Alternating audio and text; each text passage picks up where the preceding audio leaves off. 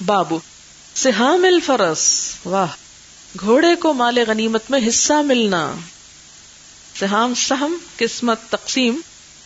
وقال مالک، اور مالک کہتے ہیں یسہم للخیل، امام مالک کا قول ہے کہ گھوڑے کا بھی حصہ لگایا جائے گا. والبرازین، اور ترکی گھوڑے سب برابر ہیں. منہا لقولہ تعالی، اللہ تعالیٰ کا فرمان ہے والخیل والبغال والحمیر، کہ سب کو برابر کہا. لترکبوہا ولا یسہم لاکثر من فرس، اور ہر سوار کو ایک ہی گھوڑے کا حصہ دیا جائے گا. یعنی ایک سوار اگر 5-6 گھوڑے لے کر گیا ہے تو اس کو ایک گھوڑے کا حصہ ملے گا.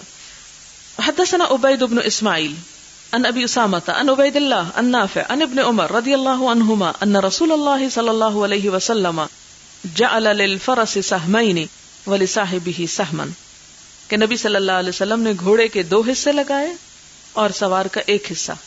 یعنی سوار کو اس طرح 3 حصے ملے، 2 حصے گھوڑے کے اور 1 حصہ اس کا اپنا، اور جو پیدل تھا تو اس کو صرف 1 حصہ. یا ایک اور روایت میں آتا ہے کہ جو گھوڑے والا تھا اس کو 2 حصے ملے اور دوسرے کو ایک اس کا اپنا، 1 گھوڑے کا، اور جو صرف خود گیا تھا اور گھوڑا ساتھ نہیں گیا تھا تو ان کو 1 حصہ مال غنیمت کا. باب من قاد دابۃ غیرہ فی الحرب، جس نے چلایا، قادہ قیادت کرنا ہوتا نا، یعنی لے گیا، دابۃ غیری کسی دوسرے کا جانور، فی الحرب جنگ میں، یعنی اگر اپنی سواری نہیں، اپنی گاڑی نہیں اور کسی اور کی لے گیا. حدثنا قتیبہ حدثنا سہل بن یوسف عن شعبہ عن ابی اسحاق قال رجل للبراء بن عازب رضی اللہ عنہما افررتم من رسول اللہ صلی اللہ علیہ وسلم یوم حنین، ایک شخص نے براء بن عازب صحابی سے کہا تھا کہ تم حضور صلی اللہ علیہ وسلم کو جنگ حنین کے موقع پہ چھوڑ کے بھاگ نکلے تھے. قال لکن رسول اللہ صلی اللہ علیہ وسلم لم یفر، تو کہنے لگے کہ ہاں لیکن نبی صلی اللہ علیہ وسلم نہیں بھاگے تھے. ان حوازنا، پھر وہ عذر پیش کرتے ہیں کہ بھاگنے کی وجہ کیا تھی. ان حوازنا، حوازن کے قبیلے کے لوگ جو تھے، کانو قومن رماتن، وہ بڑے تیر انداز لوگ تھے. رمات رمی سے، رمی تیر اندازی کو کہتے ہیں، بہت تیر انداز لوگ تھے. وَإِنَّا لَمَّا لَقِينَا، اور جب ہم ملے، ہم ان کو، حملنا علیہم، ہم نے ان پہ حملہ کیا، فانہزموا، تو وہ شکست کھا گئے. فاقبل المسلمون علی الغنائم، مسلمان غنیمت سمیٹنے لگے. فاستقبلونا بالسہام، تو انہوں نے ہم پہ تیروں سے حملہ کر دیا. ہاں، جنگ احد میں بھی یہی ہوا تھا. تو یہ پھر وہی بات پتہ چلتی ہے نا کہ جب مسلمانوں میں مال کی محبت، مال کا لالچ آ جاتا ہے، پھر وہ دین کے کام کے نہیں رہتے. فاستقبلونا بالسہام فاما رسول اللہ صلی اللہ علیہ وسلم، تو نبی صلی اللہ علیہ وسلم، فلم یفر، تو آپ نہیں بھاگے. فلقد رأیتہ، اور میں نے آپ کو دیکھا، وَإِنَّهُ لَعَلَى بَغْلَتِهِ الْبَيْضَاء، اور آپ اپنے سفید خچر پر سوار تھے. وَإِنَّ أَبَا سفیان، اور ابو سفیان جو اس وقت مسلمان ہو چکے تھے کیونکہ مکہ فتح ہو چکا تھا، آخذٌ بِلِجَامِهَا، اس کا لگام پکڑے ہوئے تھے.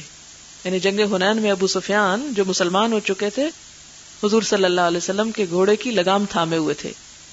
والنبی صلی اللہ علیہ وسلم یقول، اور نبی صلی اللہ علیہ وسلم فرما رہے تھے، انا النبی لا کذب انا ابن عبد المطلب، کہ میں نبی ہوں، اس میں کوئی جھوٹ نہیں، اور میں ابن عبد المطلب ہوں. باب الرکاب والغرز للدابہ، جانور پر رکاب لگانا یا غرض لگانا. رکاب اور غرض ایک ہی چیز ہوتی ہے، کاٹھی جس کو بولتے ہیں نا. اور رکاب جو ہوتی ہے گھوڑے میں ہوتی ہے اور غرض اونٹ میں ہوتی ہے. اور رکاب لوہے کی ہوتی ہے اور غرض چمڑے کی ہوتی ہے، سیٹ جس کو بولتے ہیں. حدثنی عبید بن اسماعیل عن ابی اسامہ عن عبید اللہ عن نافع عن ابن عمر رضی اللہ عنہما عن النبی صلی اللہ علیہ وسلم انہ کان اذا ادخل رجلہ فی الغرز، کہ نبی صلی اللہ علیہ وسلم جب اپنا پاؤں رکاب میں رکھتے، واستوت بہ، اور درست ہو جاتی ساتھ آپ کے ناقت ہو، آپ کی اونٹنی، قائمتن، سیدھی ہو کر، احل من عند مسجد ذی الحلیفہ، تو آپ صلی اللہ علیہ وسلم ذو الحلیفہ کی مسجد کے پاس لبیک پکارتے، یعنی نیت کرتے.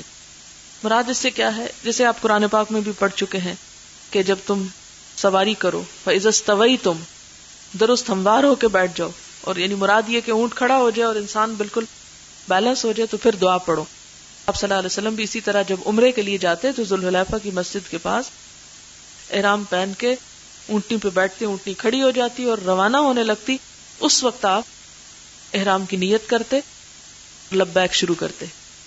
یعنی مدینہ سے نکلتے ہی نہیں کرتے تھے. ذوالحلیفہ کتنا دور ہے مدینہ سے؟ 6 میل. باب رکوب الفرس الاریہ، گھوڑے کی ننگی پیٹھ پر بیٹھنا، یعنی بغیر زین وغیرہ کے. حدثنا عمرو بن عون حدثنا حماد عن ثابت عن انس رضی اللہ عنہ استقبلهم النبی صلی اللہ علیہ وسلم علی فرس اریہ، کہ نبی صلی اللہ علیہ وسلم ان کے پاس آئے ایک گھوڑے پر جس کی پیٹھ پر کوئی بھی کیا نہیں تھی، کاٹھی نہیں تھی یا بیٹھنے کی کوئی ایسی چیز نہ تھی. ما علیہ سرجن، کہ جس پر زین نہ تھا.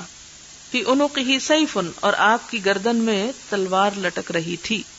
یعنی بہت بہادری کے ساتھ کہ فوراً سیدھے سوار ہو گئے گھوڑے کے اوپر، کچھ بھی اس پہ باندھا نہیں. یعنی کچھ اوپر سیٹ ویٹ رکھ کے جب بیٹھتے تو آرام دہ ہوتی سواری، لیکن اگر ننگی پیٹھ پہ بیٹھے تو یہ بڑی ہمت کا کام ہوتا ہے. باب الفرس القطوف، قطوف کہتے ہیں سست رفتار، سست رفتار گھوڑا. حدثنا عبد الاعلی بن حماد حدثنا یزید بن زرع حدثنا سعید عن قتادہ عن انس بن مالک رضی اللہ عنہ ان اہل المدینہ فزعوا، کہ اہل مدینہ گھبرا گئے، مرتن ایک مرتبہ. فرکب النبی صلی اللہ علیہ وسلم فرسا لابی طلحہ، آپ صلی اللہ علیہ وسلم ابو طلحہ کے گھوڑے پر بیٹھے. کان یقطف، جو بڑا سست چل رہا تھا. او کان فیہ قطاف، یا جس میں سستی تھی، سست رو تھا. فلما رجع، لیکن جب آپ واپس لوٹے، قال وجدنا فرسکم ھذا بحر، کہنے لگے کہ میرے ساتھ تو اس نے ایسا نہیں کیا، یہ تو سمندر کی طرح رواں تھا. یعنی تم لوگوں کے ساتھ سستی کرتا ہے، میرے ساتھ نہیں. فکان بعد ذلک لا یجارا، پھر اس کے بعد جب سے آپ صلی اللہ علیہ وسلم نے اس پر سواری کی، کوئی گھوڑا اس کے برابر چل نہیں سکتا تھا. یعنی اتنا تیز دوڑتا تھا. یہ برکت تھی آپ صلی اللہ علیہ وسلم کی اس پر سواری کرنے کی. آپ صلی اللہ علیہ وسلم کی برکت کی کئی ایک مثالیں آپ نے پانی میں، کھانے میں اور چیزوں میں پڑھی ہوں گی. اصل میں بات یہ ہے، یہ جو جانور بھی ہوتے ہیں نا، بڑے سیانے ہوتے ہیں، بڑے سمجھدار ہوتے ہیں. ان کو بھی پتہ چل جاتا ہے کہ ہمارے ساتھ کون کیا معاملہ کرے، کون کیسا ہے. حتیٰ کہ یہ جمادات، نباتات، یہ چیزیں جو ہیں یہ بھی انسان کی جدائی پر ہوتی. وہ ممبر کا جو تنا تھا وہ بچوں کی طرح بلبلا بلبلا کے رونے لگا جب آپ صلی اللہ علیہ وسلم نے اس کو چھوڑا اور دوسرا ممبر آ گیا. اسی طرح وہ جگہیں جب کوئی نیک انسان مر جاتا ہے تو زمین یا وہ جگہیں جن پر وہ ہوتا ہے وہ جگہیں اس کو یاد کرتی ہیں اور اس کی جدائی میں روتی ہیں. لیکن بدکار اور فاسق انسان جب مرتا ہے تو وہ جگہ نہیں روتی، جیسے قرآن پاک میں آتا ما بکت علیہم السماء والارض، آسمان و زمین کچھ ان پہ نہ روئے. باب السبق بین الخیل، گھوڑوں کے درمیان دوڑ لگوانا. سبق، سبق کہتے ہیں دوڑ، گھڑ دوڑ جسے بولتے ہیں آپ. حدثنا قبیصہ حدثنا سفیان عن عبید اللہ عن نافع عن ابن عمر رضی اللہ عنہما قال اجر النبی صلی اللہ علیہ وسلم، دوڑ لگوائی نبی صلی اللہ علیہ وسلم نے، ما ضمر، جو تیار کیے گئے تھے، من الخیل، گھوڑوں میں سے، یعنی دوڑ کے لیے. ضاد میم رے ضمر، ضمرہ کا لفظی مطلب ہوتا ہے گھوڑے کو دوڑا دوڑا کے پتلا کرنا، اور اس کو پہلے خوب کھلایا جاتا ہے، پھر اس کے بعد اس کو کھانا کم کر دیا جاتا ہے، پھر اس کو ایسی جگہ باندھ کے رکھا جاتا ہے جہاں اس کا خوب پسینہ وغیرہ نکلے اور وہ پتلا ہو جائے، تو اس کو ضمر کہتے ہیں. چھپنا، چھپنے کے لیے بھی لفظ استعمال ہوتا ہے. اور ضمیر کا لفظ بھی اسی سے ہے کہ ضمیر بھی کیا ہوتی ہے، کسی کا نام چھپا کے اس کی جگہ وہ یا تم یا یعنی ہی شی کا استعمال جو ہے ضمائر میں سے ہے. تو ضمرہ ایک خاص طریقے سے گھوڑے کو پتلا کرنا جس سے وہ زیادہ دوڑ سکے. فرمایا کہ جو گھوڑے تیار کیے گئے تھے دوڑ کے لیے تو ان کی دوڑ آپ نے لگوائی من الحفیاء الی ثنیۃ الوداع، حفیاء سے ثنیۃ الوداع تک، 2 جگہوں کے نام ہیں یہ. وَأَجْرَى مَا لَمْ يُدَمِّرْ، اور دوڑایا جو نہیں تیار کیا گیا تھا دوڑ کے لیے، من الثنیۃ الی مسجد بنی زریق، ثنیہ سے مسجد بنی زریق تک. اب یہ فاصلہ کم ہے اور پہلا زیادہ ہے. قال ابن عمر وَكُنْتُ فِي مَنْ أَجْرَى، اور ابن عمر کہتے ہیں کہ میں ان لوگوں میں سے تھا جس نے گھوڑا دوڑایا تھا. قال عبداللہ حدثنا سفیان بین الحفیاء الی ثنیۃ الوداع، حفیاء ثنیۃ الوداع کے درمیان 5 امیال، 5 میل اور 6 یا 6، وبین ثنیہ الی مسجد بنی زریق میل، لیکن ثنیہ سے مسجد بنی زریق تک صرف 1 میل ہے. یعنی جتنی جس میں استطاعت تھی. جو گھوڑا نہیں دوڑ سکتا تو اس کو آپ نے 6 میل نہیں دوڑایا، کہیں اس کی خاتمہ ہی نہ ہو جائے. اس سے ایک اور بات ضمنی طور پر پتہ چلتی ہے کہ جب جانوروں سے بھی کوئی کام لینا ہو تو پہلے انہیں اس کے مطابق تیار کریں. باب ادمار الخیل للسبق، دوڑ کے لیے گھوڑے کو تیار کرنا، ادمار کرنا. حدثنا احمد بن یونس حدثنا اللیث عن نافع عن عبد الله رضی اللہ عنہ ان النبی صلی اللہ علیہ وسلم سابق بین الخیل التي لم تدمر وكان امدها، امد کہتے ہیں مدت، من السنیۃ الى مسجد بنی زریق، وان عبد الله بن عمر كان سابق بها. قال ابو عبد الله امدن، امام بخاری کہتے ہیں امد کا معنی ہے غایتن، انتہا، حد. فطال علیہم الامد، تو لمبی ہو گئی ان پر مدت یعنی مہلت. باب غایت السباق للخیل المدمرۃ، غایہ حد یعنی کہاں تک دوڑایا جائے ان گھوڑوں کو جن کا ادمار کیا جائے، یعنی جنہیں گھڑ سواری کے لیے تیار کیا جائے یا گھڑ دوڑ کے لیے تیار کیا جائے، انہیں کتنی دور تک دوڑانا چاہیے. وہی حدیث حدثنا عبداللہ بن محمد حدثنا معاویہ حدثنا ابو اسحاق عن موسیٰ بن عقبہ عن نافع عن ابن عمر رضی اللہ عنہما قال سابق رسول اللہ صلی اللہ علیہ وسلم بین الخیل التي قد انمرت فارسلها من الحفیاء وكان امدها ثنیۃ الوداع فقلت لموسیٰ فکم كان بین ذلك قال 6 اميال او 7. اب یہ چونکہ کسی نے ناپا نہیں تھا اس لیے کوئی 5 میل کہہ رہا، کوئی 7 کہہ رہا ہے. وسابق بین الخیل التي لم تدمر فارسلها من ثنیۃ الوداع وكان امدها مسجد بنی زریق قلت فکم بین ذلك قال میل او نحوه كان ابن عمر ممن سابق فيها. باب ناقۃ النبی صلی اللہ علیہ وسلم، نبی صلی اللہ علیہ وسلم کی اونٹنی کا بیان. وقال ابن عمر، اور ابن عمر کا کہنا ہے اردف النبی صلی اللہ علیہ وسلم اسامۃ علی القصواء، کہ نبی صلی اللہ علیہ وسلم نے حضرت اسامہ کو اپنے ساتھ بٹھایا قصواء پر یعنی اونٹنی پر. وقال المسور، اور مسور کہتے ہیں قال النبی صلی اللہ علیہ وسلم، کہ نبی صلی اللہ علیہ وسلم کا فرمانا تھا ما خلعت القصواء، قصواء کبھی اڑی نہیں، یعنی اس نے کبھی تنگ نہیں کیا چلنے میں. حدثنا عبداللہ بن محمد حدثنا معاویہ حدثنا ابو اسحاق عن حمید قال سمعت انس رضی اللہ عنہ یقول کانت ناقۃ النبی صلی اللہ علیہ وسلم یقال له العظباء، کہ نبی صلی اللہ علیہ وسلم کی اونٹنی کا نام عظباء تھا. ایک اور جگہ پر جدعا بھی آتا ہے اور شہبا بھی آتا ہے.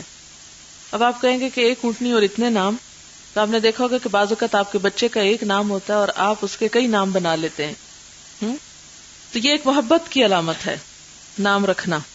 برے نام رکھنا برا ہے، اچھے نام رکھنا محبت کی علامت. حدثنا مالک بن اسماعیل حدثنا زہیر عن حمید عن انس رضی اللہ عنہ قال کان للنبی صلی اللہ علیہ وسلم ناقۃ، نبی صلی اللہ علیہ وسلم کی ایک اونٹنی تھی تسمى العظباء لا تسبق، کہ جس کا نام عظباء تھا جس سے آگے کوئی نہیں جا سکتا تھا. قال حمید، حمید کہتے ہیں او لا تکاد تسبق، یا اس سے آگے کوئی جا ہی نہیں سکتا تھا یا جایا نہیں کرتا تھا. فجاء اعرابی علی قعود، تو ایک اعرابی یعنی دیہاتی شخص جو تھا اپنے ایک اونٹ پر آیا، نوجوان اونٹ پر. فسبقها، وہ اس سے آگے بڑھ گیا. فشق ذلك علی المسلمین، تو یہ بات مسلمانوں کو بڑی ناگوار گزری. حتی عرفہ، یہاں تک کہ آپ نے اس کو پہچان لیا، یعنی اس ناگواری کو محسوس کر لیا. فقال، اتنی خوبصورت بات آپ نے فرمائی اس موقع پر، حق علی اللہ، یہ اللہ کے ذمے ہے، اللہ یرتفع شیء من الدنیا، کہ نہ اٹھے کوئی چیز دنیا کی، الا وضعہ، مگر اللہ اس کو نیچے کر دے. یعنی دنیا میں جو چیز بلند ہوتی ہے ایک نہ ایک دن نیچے ہو جاتی ہے. بڑائی صرف اللہ کی ذات کو زیبا ہے. تو اس لیے آپ دیکھیں کہ معاشرے میں بہت سی خرابیاں اور برائیاں، اس کا سبب بڑا بننے کی خواہش ہے کہ میں سب سے بڑا بن جاؤں، میں سب سے اچھا بن جاؤں، میں سب سے آگے ہو جاؤں، میں سب سے مالدار ہو جاؤں، میرا روب سب پر ہو، میری بات سب پر چلے. تو آپ دیکھیں کہ بڑائی کا انجام کیا ہے کہ ہر وہ چیز جو بڑائی کو جا پہنچتی ہے وہ ایک نہ ایک دن نیچے بھی آتی، اور جو جتنی اونچی چلی جاتی اتنا گرنا زیادہ تکلیف دہ ہوتا ہے، جتنی اونچائی سے کوئی چیز گرے. تو اصل بڑائی اللہ کے لیے، اور جب انسان خصوصاً دین کا کام کرے تو اس میں مد نظر یہی رکھے کہ میں اپنی بڑائی کے لیے نہیں نکلا، میں اللہ کا نام بڑا کرنے کو نکلا. اور جو شخص اللہ کے نام کو بڑا کرنے کی کوشش کرے گا اللہ تعالیٰ اس کو بھی عزت دے گا. لیکن دنیا کی کوئی بھی چیز ایسی نہیں کہ جس میں انسان اس کی ہائٹ کو پہنچے اور پھر وہ نیچے نہ آئے. ہر چیز کو فنا ہے، ہر چیز کو زوال ہے، ہر چیز کو نیچا ہے.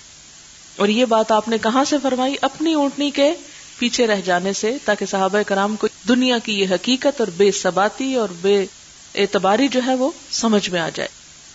طولہ موسیٰ عن حماد عن ثابت عن انس عن النبی صلی اللہ علیہ وسلم. باب بغلۃ النبی صلی اللہ علیہ وسلم البیضاء. نبی صلی اللہ علیہ وسلم کے سفید خچر کا بیان. قالہ انس وقال ابو حمید اہدى ملک ایلۃ للنبی صلی اللہ علیہ وسلم بغلۃ بیضاء. ایلا کے بادشاہ نے نبی صلی اللہ علیہ وسلم کو سفید خچر بطور تحفہ بھیجا. ایلا جو ہے ایک شہر ہے ساحل بحر احمر پر، ریڈ سی جو مکہ اور مصر کے درمیان میں آتا ہے، اس طرف جاتے ہوئے راستے میں ایک شہر ہے، سرحدی شہر یا ساحلی شہر آپ کہہ سکتے ہیں اس کو. کہا یہ جاتا ہے کہ یہ وہاں پر ہے جہاں حجاز کی حد ختم ہوتی ہے، شام کی حد شروع ہوتی ہے، مدینہ سے 15 منزل کے فاصلے پر ہے. بادشاہ کا نام یوحنا بن روبا تھا. حدثنا عمرو بن علی حدثنا یحییٰ حدثنا سفیان قال حدثني ابو اسحاق قال سمعت عمرو بن الحارث قال ما ترك النبي صلی اللہ علیہ وسلم، نہ چھوڑی نبی صلی اللہ علیہ وسلم نے الا بغلته البیضاء، مگر اپنی سفید خچر، وسلاحه اور اپنے ہتھیار، واردن اور کچھ زمین، ترکها آپ نے چھوڑا اس کو صدقتاً بطور صدقہ. یعنی جب آپ فوت ہوئے تو آپ کے مال میں سے کل یہ چیزیں بچی ہوئی تھی، کچھ زمین تھی، کچھ اسلحہ تھا اور خچر تھا. زمین کیا تھی؟ فدق کا آدھا حصہ، وادی القریٰ کا تہائی حصہ، خیبر کا خمس میں سے آپ کا حصہ، اور بنی نذیر میں سے جو آپ نے چنی تھی. انہی چیزوں کو حضرت فاطمہ الزہرا نے حضرت ابوبکر صدیق رضی اللہ تعالیٰ عنہ کی خلافت میں ان سے مانگا تھا، اور حضرت ابوبکر نے ان کو یہی حدیث سنائی تھی کہ پیغمبروں کا کوئی وارث نہیں ہوا کرتا، جو کچھ وہ چھوڑ جاتے ہیں وہ صدقہ ہوتا ہے. یہی حدیث ہے وَأَرْضًا تَرَكَهَا صَدَقَةً.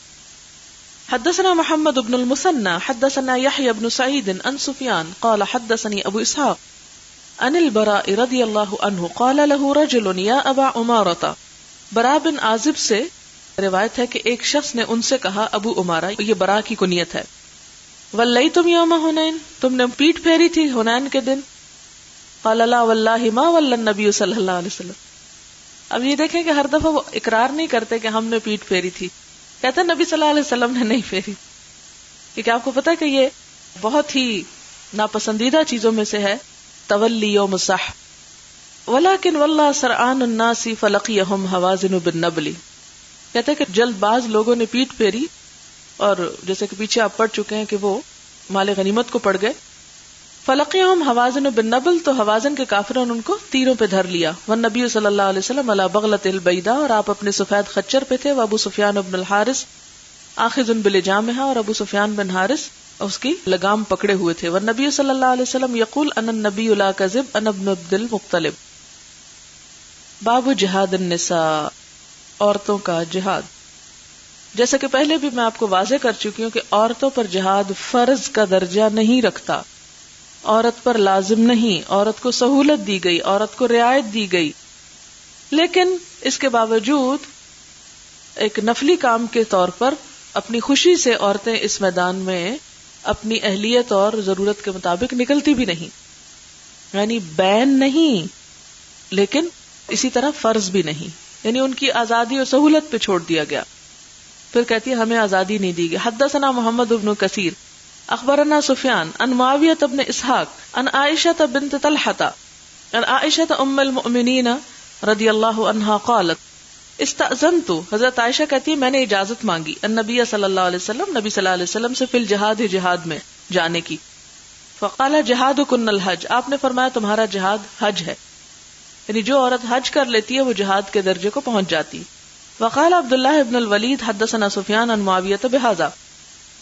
حدثنا قبیصۃ حدثنا سفیان عن معاویہ بہذا وعن حبیب بن ابی عمرۃ عن عائشہ بنت طلحہ عن عائشہ ام المؤمنین عن النبی صلی اللہ علیہ وسلم سألہ نساؤہ عن الجہاد، کہ آپ کی کچھ بیویوں نے جہاد کے بارے میں آپ سے سوال کیا اور یہ خود ہی تھی. فقال نعم الجہاد الحج، تو آپ نے فرمایا حج کتنا اچھا جہاد ہے. اس میں دراصل یہ بتانا مقصود تھا کہ اگر آپ کہتے کہ ٹھیک ہے تم چلو جہاد پر، تو عورتیں اس چیز کو شاید اپنے لیے لازم قرار دے دیتی. باب غزو المرأة فی البحر. اب دوسری طرف امام بخاری فوراً وہ حدیث لائے جس میں جہاد میں عورتوں کی شرکت دکھائی گئی کہ شرکت کی انہوں نے، یہ نہیں تھا کہ انہیں اجازت نہیں تھی، یہ تھا کہ انہیں پابند نہیں کیا گیا. اب اگر پابند کر دیا جاتا تو آپ دیکھتے کتنی مشکل ہوتی، اس لیے کہ عورت بہت سی ایسی اس کی کنڈیشنز ہوتی ہیں کہ، اور سب عورتیں اس قابل بھی نہیں ہوتی کہ بہت ساری ایسی ذمہ داریاں اٹھا سکے. اگر عورتوں کو ہجوم ایک جہاد میں چل پڑے اور آدھی وہاں بے ہوش ہو کے گری پڑی ہوں اور آدھی بھاگ پڑے تو اس سے فوج میں کیا ہوگا، ایک بزدلی پھیلے گی. لیکن اکا دکا عورتیں یا کچھ عورتیں جاتی بھی رہی ہیں. حدثنا عبداللہ بن محمد حدثنا معاویہ بن عمرو حدثنا ابو اسحاق الفزاری عن عبداللہ بن عبد الرحمن الانصاری قال سمعت انس رضی اللہ عنہ یقول دخل رسول اللہ صلی اللہ علیہ وسلم علی ابنۃ ملحانہ، نبی صلی اللہ علیہ وسلم بنت ملحان کے پاس گئے. یہ پیچھے حدیث آپ پڑھ چکے ہیں. فتقا عندہا، آپ نے ان کے پاس تکیہ لگایا، یعنی ان کے گھر میں آرام فرمایا. ثم ضحکا، پھر آپ ہنسنے لگے. فقالت لما تضحك یا رسول اللہ، فقال ناس من امتی يركبون البحر الاخضر فی سبیل اللہ. انہوں نے پوچھا نبی صلی اللہ علیہ وسلم آپ کیوں ہنس رہے ہیں؟ آپ نے فرمایا کہ میری امت کے کچھ لوگ سب سمندر پر سواری کریں گے اللہ کی راہ میں. مثلهم مثل الملوک علی الاسرہ، ان کی مثال ایسی ہے جیسی بادشاہ تخت پر بیٹھے. فقالت یا رسول اللہ ادعو اللہ ان یجعلنی منہم، کہنے لگی ہیں اللہ کے رسول صلی اللہ علیہ وسلم آپ دعا کیجئے کہ اللہ مجھے ان میں شامل کر دے. قال اللہم اجعلھا منہم، تو آپ نے فرمایا اے اللہ اس کو بھی انہی میں شامل کر دے. ثم عاد، پھر آپ دوبارہ سو گئے. فضحک، پھر اسی طرح ہنسنے لگے. فقالت لہ مثل او مما ذلک، تو انہوں نے بھی ویسا ہی سوال کیا. فقال لها مثل ذلك، تو آپ نے اسی طرح کا پھر جواب دیا. فقالت ادعو اللہ ان یجعلنی منہم، تو کہنے لگی آپ اللہ سے دعا کیجئے کہ اللہ مجھے ان میں شامل کر دے، یعنی اس دوسرے گروہ میں. قالت انت من الاولین، تو آپ نے فرمایا نہیں تم پہلے گروہ میں شامل ہو. ولست من الاخرین، اور دوسروں میں شامل نہ ہو سکو گی. قال انس فتزوجت عبادۃ بن الصامت، انہوں نے حضرت عبادہ بن صامت سے شادی کی تھی. فرکبت البحر، سمندر کی سواری کی. مع بنت قرظہ، بنت قرظہ کے پاس یہ حضرت امیر معاویہ کی اہلیہ تھیں جن کا نام فاختہ تھا. فلما قفلت، جب وہ جہاد سے واپس آ رہی تھی. رکبت دابتہا، اپنی سواری پر سوار ہوئی. فوقست بہا، تو اس سے گردن ٹوٹ گئی ان کی. فسقطت عنہا فماتت، وہ گر کر فوت ہو گئی. وقست ہوتا ہے گردن توڑنا، یعنی جانور نے ان کی گردن توڑ دی، گر گئی اور اس طرح ان کی گردن ٹوٹ گئی اور اس سے ان کا انتقال ہو گیا. باب حمل الرجل امرأته في الغزو دون بعض نسائه، باب کوئی شخص جہاد میں اپنی ایک بیوی کو لے جائے اور ایک کو نہ لے جائے، یعنی بعض کو لے جائے بعض کو نہ لے جائے. حدثنا حجاج بن منہال حدثنا عبداللہ بن عمر النمیری حدثنا یونس قال سمعت الزہری قال سمعت عروة بن الزبیر وسعید بن المسیب وعلقمة بن الوقاص وعبید اللہ بن عبد اللہ عن حدیث عائشہ کل حدثنی طائفة من الحدیث، سب کے سب نے مجھ سے حدیث کا ایک حصہ بیان کیا. یہ چار لوگ ہیں، ان چاروں نے حضرت عائشہ کی حدیث تھوڑی تھوڑی الگ الگ بیان کی، پھر انہوں نے اس کو اکٹھا کر لیا. قالت کان النبی صلی اللہ علیہ وسلم اذا اراد ان یخرج، کہ نبی صلی اللہ علیہ وسلم جب نکلنے کا ارادہ کرتے تھے کہاں، جہاد کے لیے، اقرا بین نسائہ، تو اپنی بیویوں کے درمیان قرعہ اندازی کرتے تھے. فایتہن یخرج سہمها، تو جس کا نام نکلتا تھا خرج بہ النبی صلی اللہ علیہ وسلم، وہ نبی صلی اللہ علیہ وسلم کے ساتھ چلی جاتی. فاقرا بیننا، حضرت عائشہ کہتی ہے کہ ایک دفعہ آپ نے ہمارے درمیان قرعہ ڈالا. فی غزوۃ، غزوہ کے موقع پر، غزاہا جس پہ نبی صلی اللہ علیہ وسلم نے غزوہ کیا، یعنی جس میں آپ شریک ہوئے. فخرج فیہا سہمی، تو اس میں میرا نام نکلا. فخرجت مع النبی صلی اللہ علیہ وسلم، میں نبی صلی اللہ علیہ وسلم کے ساتھ گئی. بعد ما انزل الحجاب، اس کے بعد کہ حجاب اتر چکا تھا. یعنی یہ بتانا کیا مقصود ہے کہ حجاب کا مطلب گھر بیٹھنا نہیں ہے، حجاب کا مطلب زینت چھپانا ہے. یعنی خاص طور پر حضرت عائشہ جو ہیں یہ اس بات کو مینشن کرتی ہیں، ورنہ آج اگر کوئی بھی بات ہوتی ہے تو عموماً علماء سے بات ہو تو وہ کہتے ہیں کہ یہ بات ہوگی حجاب اترنے سے پہلے کی، لیکن یہاں حضرت عائشہ کی وضاحت ہے اس بات پر کہ ہم حجاب کے اترنے کے بعد بھی عورتیں جہاد پر جاتی رہیں، پہلے بھی جاتی تھیں اور بعد میں بھی گئیں. صرف یہ ہے کہ عورت نکلتے وقت اپنی زینت کو چھپا لے. باب غزو النساء وقتالہن مع الرجال، عورتوں کا جنگ کرنا اور مردوں کے ساتھ لڑائی میں شریک ہونا. حدثنا ابو معمر حدثنا عبد الوارث حدثنا عبد العزیز عن انس رضی اللہ عنہ قال لما كان يوم احد، احد کے دن انہزم الناس عن النبی صلی اللہ علیہ وسلم، نبی صلی اللہ علیہ وسلم کو لوگ چھوڑ گئے، یعنی بھاگ نکلے. کالا، حضرت انس کہتے ہیں وَلَقَدْ رَأَيْتُ عَائِشَةَ بِنْتَ أَبِي بَكْرٍ، میں نے خود دیکھا حضرت عائشہ بنت ابی بکر کو، و ام سلیم اور ام سلیم کو، یہ ام حرام بنت ملحان کی بہن ہے، حضرت انس کی والدہ، وَإِنَّهُمَا لَمُشَمِّرَتَانِ، کہ وہ اپنے کپڑے کو سمیٹے ہوئے تھی، یعنی اپنی جو ازار تھا یا جو شلوار تھی اس کو اوپر اٹھائے ہوئے تھی. اوپر کیوں اٹھائے ہوئے تھی؟ تاکہ اٹک کے گر نہ جائیں. مشمرتان کا مطلب ہوتا ہے پنڈلی ننگی کر کے اوپر کرنا کپڑا. ارا خدم سوقہما، میں ان کے پاؤں کی پازیبیں دیکھ رہا تھا. تنفذان القربہ، کہ وہ مشقیں بھر کے لا رہی تھی. وقال غیرہ تنقلان القربہ، دوسروں نے کہا کہ وہ مشقیں ڈھو رہی تھی. علی متونہما، اپنی پیٹھ پر. ثم تفرغانہ فی افواہ القوم، پھر وہ پانی ڈال رہی تھی لوگوں کے منہ میں، یعنی زخمی جو پڑے ہوئے تھے ان کو آ کے پانی پلا رہی تھی. ثم ترجعانی، پھر واپس جاتی. فتملآنہا، پھر مشقیں بھر کے لاتی. ثم تجیعانی، پھر آتی. فتفرغانہ فی افواہ القوم، اور پھر وہ زخمیوں کو پانی پلاتی. اور جنگ احد جیسا کہ آپ جانتے ہیں کہ مدینہ کے بالکل ابتدائی دنوں میں ہوئی، یعنی 2 ہجری میں 3 میں میرے خیال میں. تو اس وقت ابھی حجاب کا حکم نازل نہیں ہوا تھا، اس لیے اگر انہوں نے پائنچے اٹھائے ہوئے تھے تو ایک اس کی تعویل یہ بھی کی جا سکتی ہے کہ ابھی حجاب کا حکم ہی نہیں آیا تھا. اور دوسری بات یہ ہے کہ جہاں ایمرجنسی ہو، جو جہاد کا موقع ہے وہ عام بازار میں جانے کا موقع نہیں کہ آپ کہیں کہ ہم بھی پنڈلیاں ننگی کر لیتے ہیں، کیونکہ حضرت عائشہ کی ننگی تھی، حضرت ام سلیم کی. تو وہ ایک کام کے موقع پر آپ دیکھیں کہ جب ایک کام کا وقت ہوتا ہے تو اس وقت، اور ایک جنگ ہو رہی ہوتی ہے تو اس وقت احکام بدل جاتے ہیں. اب اس کو جنرلائز کر کے عام زندگی میں لے آنا جو ہے، اس کی اجازت کہیں نہیں ملتی. یہ اس حکم کے پھر خلاف ہوگا جو قرآن میں آ چکا ہے کہ اپنی زینت کو ظاہر نہ کریں. اور اس میں خاص طور پہ کیا کہا، وَلَا يَضْرِبْنَ بِأَرْجُلِهِنَّ لِيُعْلَمَ مَا يُخْفِينَ مِنْ زِينَتِهِنَّ، کہ اپنے پاؤں اس طرح زمین پر نہ مارے کہ ان کی چھپی ہوئی زینت سامنے آئے. اور اس کی تفسیر میں کیا کہا گیا کہ پاؤں کی پازیب وغیرہ یا ایسا زیور اگر پہنا ہوا ہو کہ جس کے چلنے سے بجنے کا احتمال ہو تو اس کو پھر چلتے وقت نہیں پہننا چاہیے. اور اس میں ایک اور چیز بھی نظر آتی ہے، اور وہ یہ کہ صحابیات جو تھی وہ اپنے زیور وغیرہ پہن کے رکھتی تھی. مرد نظر نہیں آتی تھی، عورتیں نظر آتی تھی.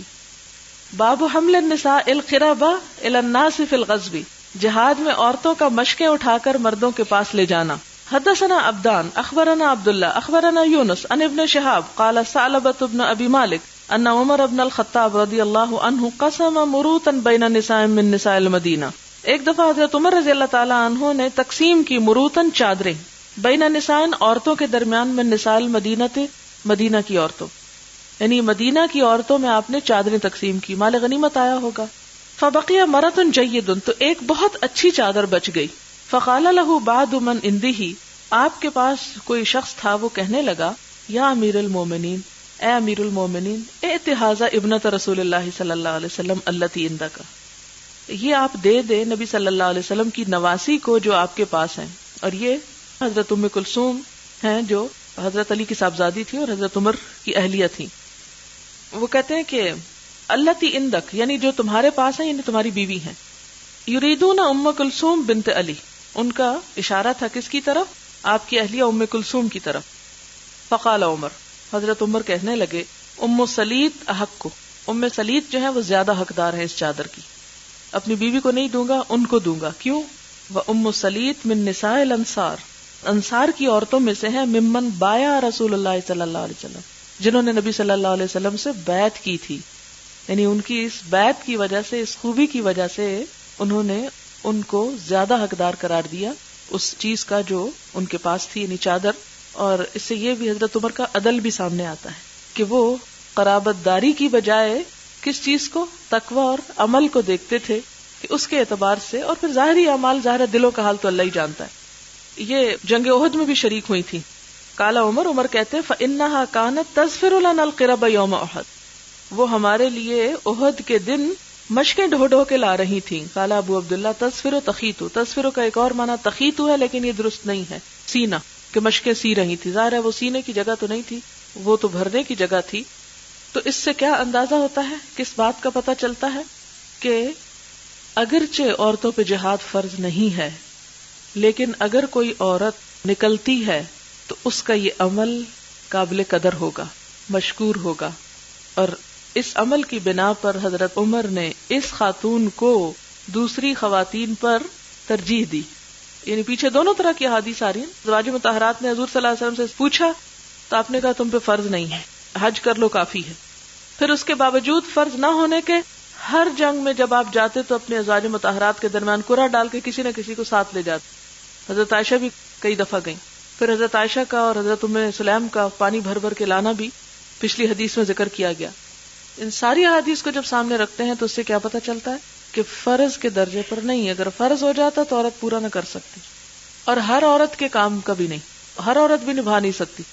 تو اس میں کیا ہے کہ جو کر سکے اور کسی بھی قسم کی کوئی خدمت بجا لائے تو یہ کہہ کے وہ خدمت رد نہیں کی جائے گی کہ تم پہ کون سا فرض تھا, نہیں, اس کی قدردانی ہوگی.